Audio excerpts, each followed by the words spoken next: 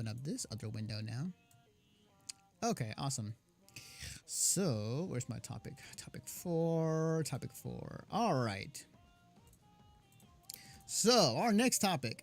So, with E3 fast approaching, there seems to be a lot of... so, I was going through the news. The majority of the news I've seen so far is games being delayed, announced, or something else. So, I'm going to do a quick rundown of announcements, and stop me if you want to talk about whatever. Consider this as the game announcements roundup. So, as you can see behind me, Skull and Bones, Ubisoft's Pirates game, was delayed from 2019 to 2020. So that is... Was it really? When was that announced? That was... Well, this reported on 3 days ago. This is off of Polygon.com, written by Owen S. Good. I'm sorry. This is disappointing as hell to hear. Skull and Bones, the open world pirate adventure announced by Ubisoft at E3 2017, has been delayed to the publisher's 2019-2020 fiscal year. Ubisoft told investors today the game was originally charted for some time in the last 6 months of this year. Quote, in line with previous practices and the view of the acceleration of our digital transformation, growth in back catalog sales, and excellent momentum of recent releases, Ubisoft has decided to give itself more time to develop Skull and Bones to offer players an even more engaging experience, unquote, the company said in an earnings report. Skull and Bones was just shown off last June in Los Angeles at Ubisoft's news conference. It features tactical naval combat within its single and multiplayer modes, with which included 5-on-5 player free player action. So that it has been delayed. I'm sorry, my friend. No. No. So I think that we might see it at E3, or we may not. That depends. They might. Yeah, I don't know. They might show another gameplay trailer or gameplay session. So, all right. So moving right along, other announcements that were also speaking of Ubisoft. Ubisoft will announce a new AAA game at E3 at this press conference. Which I think you said EA will. No, Ubisoft. Ubisoft, okay. Yeah, which I think we talked about a little bit before, but I think it's going to be Splinter Cell, which would be the... Yeah, probably. I mean, it could be a completely new title, too, like That's something true. we haven't heard That's of true. before. That's true, yeah. Which would be absolutely welcomed right now. Yes, it would be. Another going around the rounds of other games announcements. Apparently, Pokemon Let's Go Pikachu and Let's Go Eevee were...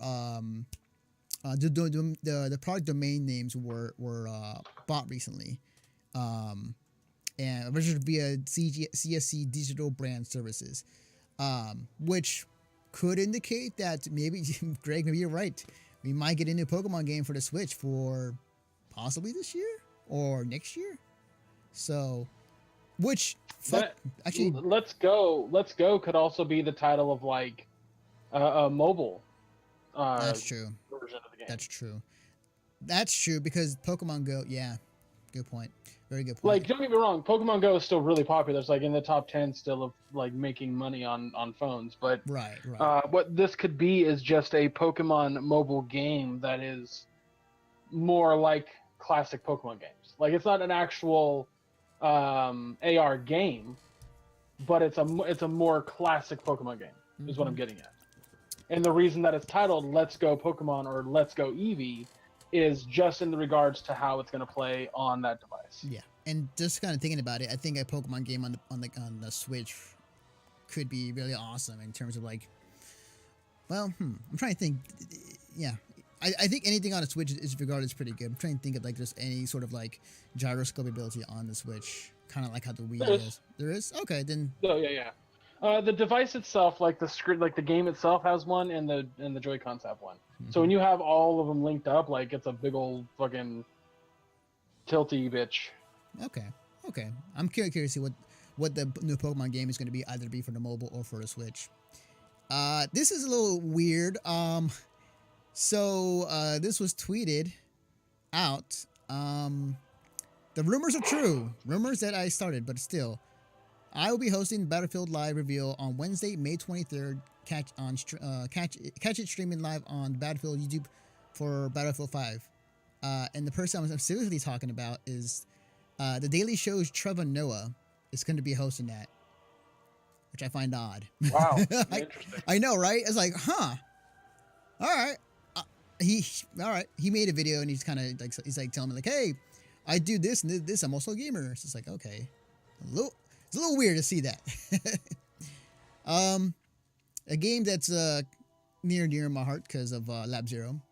Indivisible was delayed until 2019.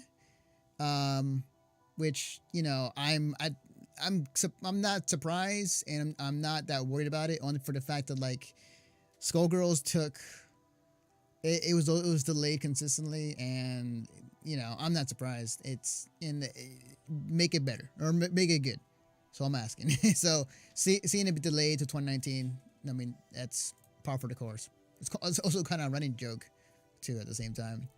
Well, look, I'd rather games get delayed than get rushed. Yeah, so. especially to avoid all the big games coming out in the fall or in a particular time period. Stalker 2 was announced.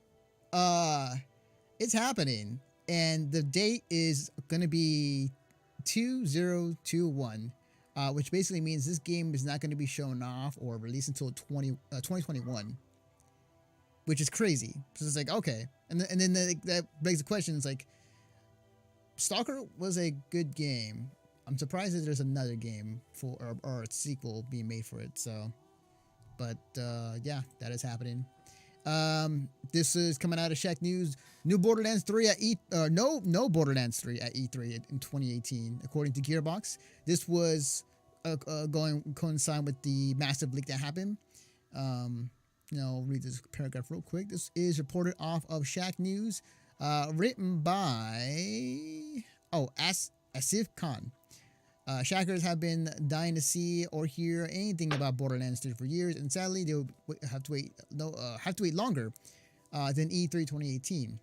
A representative from Gearbox Software announced to a rumored journalist earlier today that there will be no Borderlands presence at E3 whatsoever.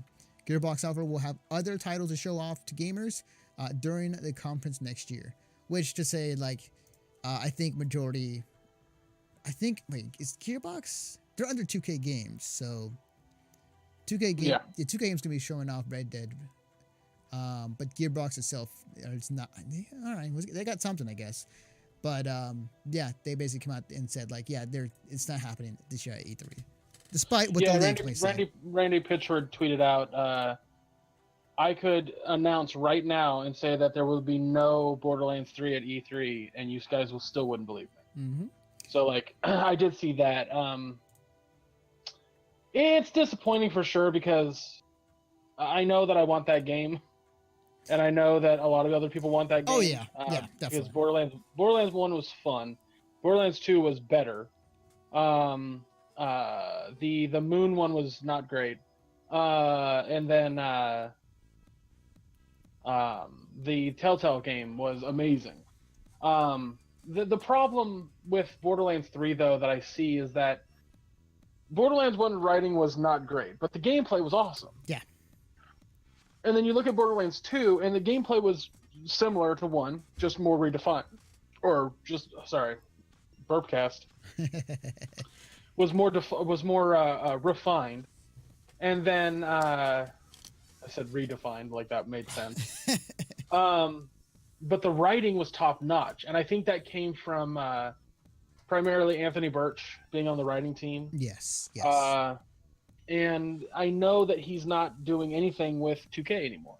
He doesn't even work for them. He works for Rocket Jump, which is a different entertainment group. Or at least I think he still works for Rocket Jump. I could be wrong. Right. But would the writing be as good anymore? I think that the reason that, like, they would have to bring in the right people to make 3 have a really fucking solid story. But the other problem with 3 that they're going to come across is if you beat the second game, you know that there are multiple planets with different vaults. So how is that going to play out? Like, are they going to be able to go to different planets? Is that a mechanic within the game? That's got to be a fucking hellscape to build. Oh yeah. So I would imagine there's a lot of aspects and different angles to take Borderlands 3. Do we have only 4 archetypes to start from with powers?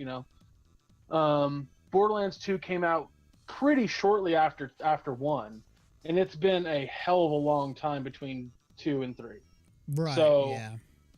not as long as Kingdom Hearts, but that's a different point. Yeah. Yeah. For sure. For sure. But yeah, it's certainly disappointing because I wanted to see more about that game. I wanted to hear more. So Right. Right. but we'll see. We'll definitely We'll see what happens. I kind of feel like one or two things is going to happen. They're going to make an announcement right after E3, right before E3, and be like, haha, we said it wasn't going to be at E3. Oh, I So, see. I don't know. Huh. They could go that route if they wanted to. I'll throw this one big piece of news in this roundup of games and announcements and whatnot. Bulletstorm Studio, People Can Fly, is working with Square Enix on a new AAA shooter. And I'll link that in the chat for those to read it. But you know what? I love Bulletstorm. That game. Me too. That game is very, I won't say underrated. It's just like it doesn't get enough love. Well, there's two aspects. Well, first off, it gets a lot of love. Mhm. It's just not getting love right now because the game is old and it didn't have a multiplayer. So once you beat it, you were done. Its collectibles and like completion rate was super low. So like most people, like I did, like you did, beat the game and then that was it. We were done. Yeah. So Yeah. what else is there? Where else do we go from that point? And I think that they're I think them working on a new game is very exciting. Yep. Because For Square Enix and AAA game of some sorts, I'm all on board. I want to see what it is. More than likely, we'll see it at E3. Hopefully. Yep. I will laugh my ass off if they have some mention of dick ticks in the game. All right, guys. You know what time it is. It's that time. Do they? Already. I think they know. It's also on top. It's on top of the thing, so they know. It is again for the Overwatch Minute with Greg Deets.